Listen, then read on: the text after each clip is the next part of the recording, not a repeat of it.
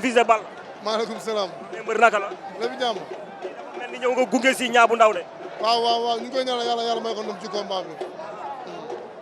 tey boo gisee stade bi mel nii tey nga xamante ni adversaire bi muy dajel fere na ay xale yu bëree bëri ngeen nekk ci ginnaawam tey loolu loo ma ci wax. waaw loolu dëgg la boo xoolee mobilisé na def na lépp na tey rek.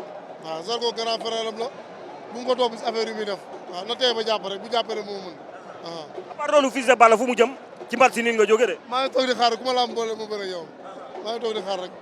mais ñu bëri dañu sànni ay xeer dañu yóbbante boobu ñu ne Fils de Balla entraînement am des na ci combat bi mu génn digganteem ak Lac Rose parce que ñu bëri dañu la joxoon favori ci combat boobu loo ciy tontu. waaw mais ñoom loolu lañ mën a gis rek mais man xam naa sama bopp bu baax xam naa li mu entraîné bu baax gars yi kenn mënu leen tere critiquer nag booy daan duñu doo gis sa benn critique mais boo amee benn faay dañu commencé critiquer mais amul problème lamb ak loolu ñu ànd.